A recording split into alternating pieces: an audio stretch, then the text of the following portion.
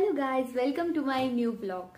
तर आजचा ब्लॉग खूप स्पेशल असणार आहे, कारण की मी जेव्हा पण इंस्टाग्रामवर आस्क मी क्वेश्चन टाकते, म्हणजे आस्क मी क्वेश्चन हा सेगमेंट टाकते, तेव्हा खूप लोक विचारतात की ऑडिशन कशा द्यायचे असतात, किंवा काय करायचं असतं, कुठे जायचं असतं, कसे ऑडिशन शोधायचे असतात, कसे कॉन्टॅक्ट मिळतात, या सगळ्या गोष्टी.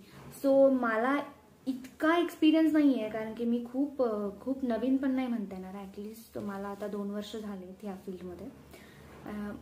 म्हणजे जरी काम दिसत नसलं माझं कुठे, तरी सुद्धा त्याच्या मागे जे कष्ट असतात ते मी खूप घेते. आणि हेच मला तुम्हाला सांगायचं होतं की काय कसं असतं, कशा असतात गोष्टी. सो हा माझा एक्सपिरियन्स आहे. मी फ्रेशर आहे या फील्डमध्ये आणि मी काम शोधते. सो त्याच्यासाठी काय प्रिपरेशन करावी लागते, किंवा तुम्ही आता जर पुणे मुंबई सिटीमध्ये नसाल तर तुम्ही घरी बसून कसं स्वतःला प्रिपेअर करू शकता ह्या गोष्टींसाठी, याचा हा व्लॉग आहे.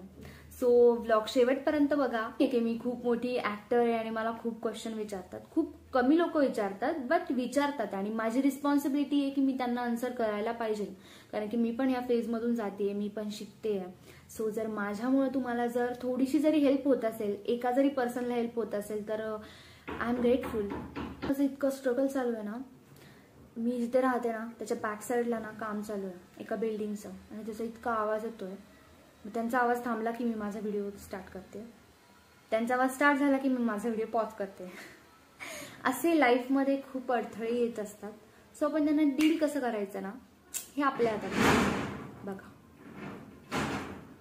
तुमचं शिक्षण कंप्लीट करत असाल आणि तुम्हाला जर टाइम असेल या गोष्टींसाठी, तर तुमच्यासाठी खूप चांगली गोष्ट अशी आहे की तुम्हाला प्रिपरेशन करायला खूप टाइम भेटतो. म्हणजे तुम्हाला खूप वाचन करा तुम्ही. त्यासाठी प्रिपरेशन म्हणजे हेच की तुम्ही वाचन करा, खूप रेफरन्सेस बघा, खूप मूवीज बघा की त्यामध्ये कशी ॲक्टिंग केली जाते, कोणत्या सिच्युएशनला ते कसे रिॲक्ट होतात, त्यांच्या बोलण्याचा टोन कसा असतो. मराठी तुमची एकदम व्यवस्थित करा, हिंदी व्यवस्थित करा, कारण की तुम्हाला जर काम करायचं असेल हिंदीमध्ये, तुमची हिंदी पण छान असणं खूप आवश्यक आहे, कारण की आपण मराठी आहोत आणि आपला ॲक्सेंट जो आहे तो आपला मराठीच ॲक्सेंट येतो हिंदी बोलताना पण. सो ते कसं बोलायचं, ह्या सगळ्या गोष्टींची प्रिपरेशन करा. ह्या तुमच्याकडे गोष्टी आहेत. त्यानंतर तुम्ही बघू शकतात की कुठे कुठे ऑडिशन्स असतात. आता त्यानंतर स्वतःचा मोनोलॉग बनवा. मोनोलॉग म्हणजे काय असतं की आपण स्वतःविषयी माहिती सांगतो. त्याच्यामध्ये एकदम छोटासा असतो तो. तुम्ही यूट्यूबला व्हिडिओ पण बघू शकता की कसं आपलं नाव सांगायचं, आपली एज सांगायची, आपण कुठे राहतो ते सांगायचं, आणि आपला फोन नंबर सांगायचा, आणि आपली प्रोफाईल शो करायची की हा फर्स्ट, नंतर इकडे बघून हा सेकंड आणि हा थर्ड, असा. म्हणजे तुम्ही तो देऊ शकता. त्याच्यानंतर दुसरी गोष्ट होती की पोर्टफोलिओ कसा बनवायचा. तर खूप लोक पैसे वेस्ट करतात पोर्टफोलिओमध्ये, पण तुम्हाला जर गरज नसेल ना तर खरंच नका करू जास्त पैसे वेस्ट. आणि तुम्ही तर ज्युनियर असाल, म्हणजे फ्रेशर असाल, तर अजिबातच नका करू. सो त्याच्यामध्ये 2 फोटो तुमचे वेस्टर्न वेअरमध्ये, 2 फोटो तुमचे ट्रेडिशनल वेअरमध्ये, असे तुम्हाला फोटोज एक PDF बनवावी लागते. त्याच्यानंतर नाव, नंबर, तुम्ही कुठे राहता ते, तुमचा एज काय, तुमची हाईट काय, तुमचा आईचा कलर काय, तुमचा स्किन टोन काय, या सगळ्या गोष्टी येतात त्यामध्ये. सो अशा आहेत, याला म्हणतात पोर्टफोलिओ. आणि हे आपल्याला कास्टिंग डायरेक्टरला पाठवावे लागतं, किंवा कुठे पण ऑडिशन चालू असतात त्यांना आपल्याला ही माहिती पाठवावी लागते. तुमचं असं क्लिअर बॅकग्राऊंड पाहिजे. त्याच्यानंतर तुम्हाला असा फोन ठेवून तुम्हाला ऑडिशन करावी लागते. तुमचं हाफ, म्हणजे जे पूर्ण हाफ आपलं जे हाफ असतं तेवढंच घ्यावे लागतं. फुल तुम्ही नाही घेतलं तरी चालतं. तुम्ही हाफ याच्यामध्ये ऑडिशन्स खूप चांगले देऊ शकता. आणि मोस्ट ऑफ द ऑडिशन देताना क्लिअरच तुमचं बॅकग्राऊंड ठेवा, कारण की मग ते खूप नाही घेत, रिजेक्ट करता. आणि हे रूलच आहे, तुमचं क्लिअर बॅकग्राऊंड पाहिजे. हाफ तुम्ही देऊ शकता. आणि रिंग लाईट असेल तर व्हेरी नाईस, म्हणजे माझ्याकडे आहे, बट तरी पण ही जी आहे ती छोटी आहे, मला अजून मोठी घ्यायची आहे. सो तुम्ही या गोष्टी करू शकता. आणि तुम्हाला खरं सांगू, तुम्ही जर फ्रेशर लेवलला असेल ना, इतका पैसा वेस्ट नका करू. मी आत्ताच स्किन केअरचा ब्लॉग केला, मी त्यामध्ये पण सांगितलं की तुम्ही जास्त पैसे वेस्ट नका करू. आणि नो, या फील्डला खूप पैसे लागतात, खूप छान दिसायचं असतं, असं तसं वगैरे.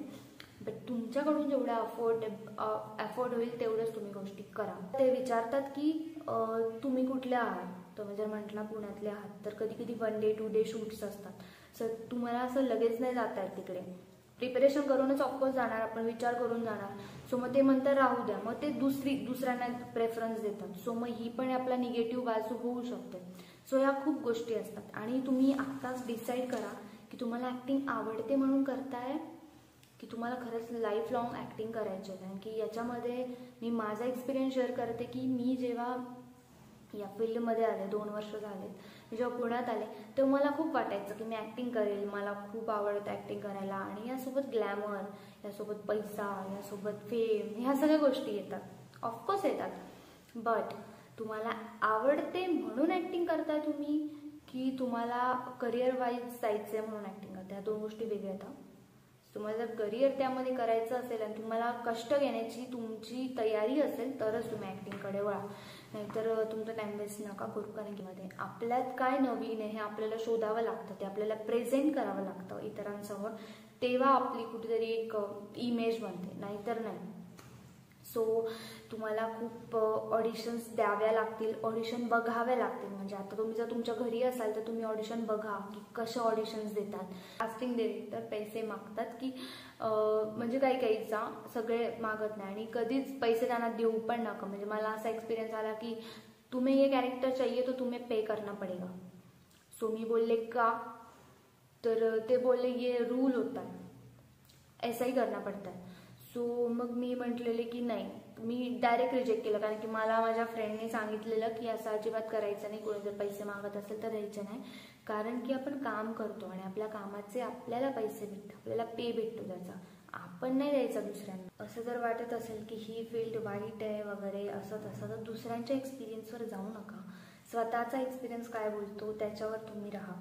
आणि हे बघा, आपलं काम जर प्रामाणिक असेल ना, आपल्या कामातून जर दुसऱ्यांना काही म्हणजे दुसऱ्यांना काही हानी होत नसेल ना, तर आपलं काम चांगलं आहे.